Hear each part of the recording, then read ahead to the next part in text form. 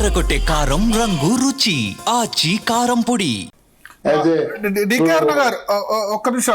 అరుణ గారు ఒక క్వశ్చన్. ఇప్పుడు మీరు పాత డిపిఆర్ అంటే మళ్ళీ జూరాల నుంచే మా డిమాండ్ అదే, జూరాల నుంచి. ఓకే, దాంతో పాటు ఇప్పుడు 7 అసెంబ్లీ నియోజకవర్గాలు కవర్ కావట్లేదా? ఇప్పుడు ఎన్ని నియోజకవర్గాలు కావట్లేదు? ఇప్పుడు షాద్నగర్ కాదు, కొడంగల్. ఇప్పుడు కొడంగల్ కు నారాయణపేటకు ఒక కొత్త ప్రాజెక్టు అక్కడ భూత్పూర్ నుంచే తీసుకుంటున్నారు నీళ్లు. భూత్పూర్ అంటే మళ్ళా కృష్ణా వాటరే కదా అక్కడి నుంచి. భూత్పూర్ వెళ్ళి ఎట్లకెళ్ళి తీసుకోవడానికి వీలైతుందో ఎవరు డిజైన్ చేసారో నాకు అర్థమైతలేదు. ఇప్పుడు ఓన్లీ ఎంతకాలం రైతులు వ్యతిరేకం చేస్తున్నారు. ఇవన్నీ కాంట్రవర్సీస్. సో జూరాల నుంచి మనం సపరేట్ గా వీటికి ఒక ప్రతి కాన్స్టిట్యున్సీలో రిజర్వాయర్లు కట్టి వాటికి అట్లీస్ట్ రిజర్వాయర్లు మొత్తం అన్ని రిజర్వాయర్లకు వాటర్ ఇచ్చి కనీసం అవి ఆ రిజర్వాయర్లలోనే నీళ్ళు ఉండేటట్టు పెడితే ఆటోమేటిక్ గా గ్రౌండ్ వాటర్ కూడా పెరుగుతుంది.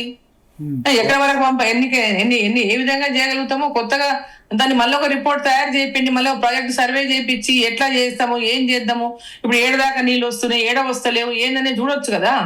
అదేమ్మా, మీరు ముందలుకుండి ప్రయత్నం చేయండి. మేము కూడా మా వంతు మేము సహకారం ఏమైనా ఇచ్చేది ఉంటే ఇస్తాము. తప్పకుండా అన్న ఇవ్వండి, అందరు సహకారం చేయండి. దాని ఏముంది అంటే ఇప్పుడు సాధ్యమా డికే సాధ్యం కాదంటే జూరాల ద్వారా పాత డిజైన్ తో మీరు శ్రీశైలం కాకుండా జూరాల పాత డిజైన్ ఒకటి భరత్ ఇక్కడ వినండి, నేను పాత డిజైన్ అంటలేను, పాత ప్రపోజల్ అంటున్నా. ఓకే, డిజైన్స్ అంటే మరి ఇప్పటికి లేటెస్ట్ గా ఎన్నో మారుతూనే ఉన్నాయి.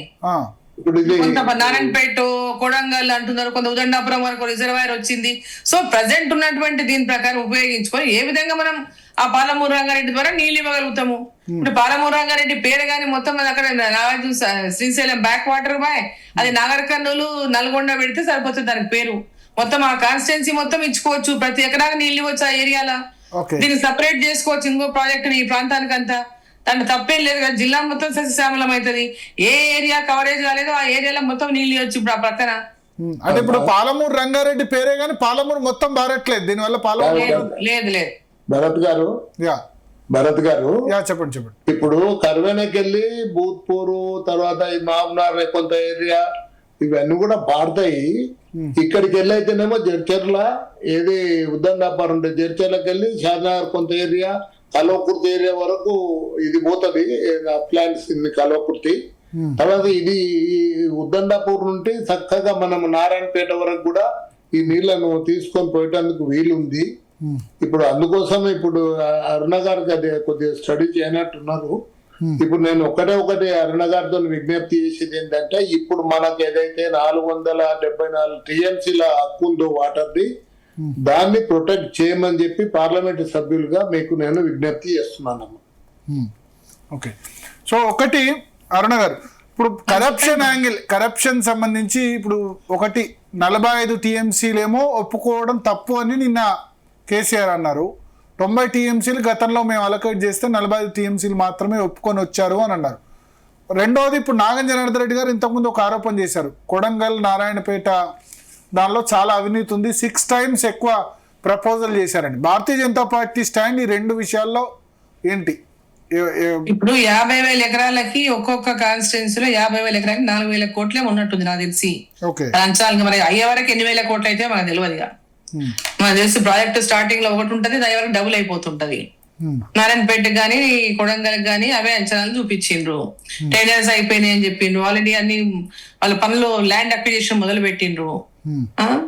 సో ఇవన్నీ ఇప్పుడు ఈ ప్రాజెక్ట్స్ అనేది అంటే ఎట్లయిపోయిందంటే, ఇప్పుడు ల్యాండ్ అక్విజిషన్ లో ప్రతి ఒక్క చోట కూడా ల్యాండ్ విపరీతమైనటువంటి రేట్లు పెరిగిపోయినాయి రైతులకు. ఆ రైతులు ఎక్కడైనా సరే రైతులు తమకు మార్కెట్ రేట్ ప్రకారం ఇస్తేనే మేము ల్యాండ్ ఇస్తామనేటటువంటి పరిస్థితి. సో ఈ ప్రాజెక్టులు ఎంత ముందుకు పోతాయి, ఏం పోతాయి, ఎంతవరకు పోతాయి అనేటటువంటి దీంట్లోనే ఇప్పుడు కాంట్రాక్టర్లకి ఏమో డబ్బులు ఇస్తున్నాం కానీ రైతులకి ఇంకెనక్కిపోతున్నారు. ప్రాజెక్ట్ కావాలంటే రైతుల భూములకు డబ్బులు ఇవ్వకుండా ప్రాజెక్టే ముందుకు పోదు. మార్కెట్ ప్రకారం ఇచ్చి వాళ్ళ జీవితంలో సర్వస్వం కోల్పోతారు కదా.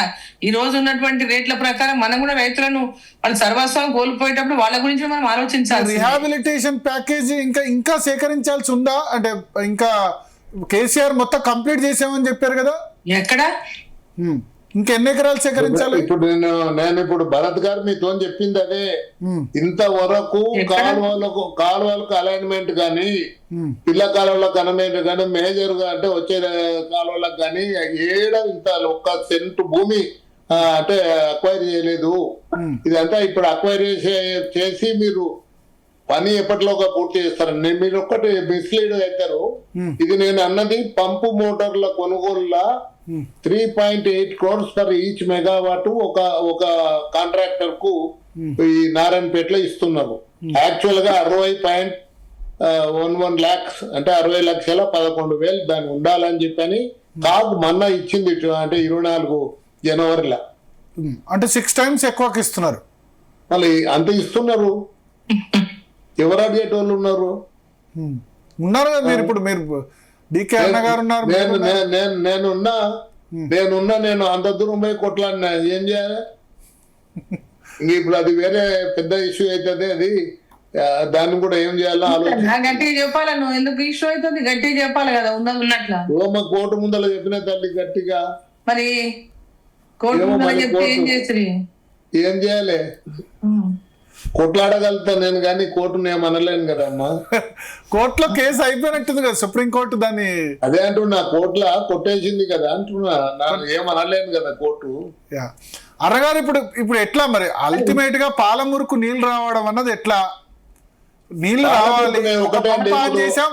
ఈ 2 సంవత్సరాల్లో ప్రోగ్రెస్ ఏం జరగలేదంటారు. జరిగిందా జరగలేదా?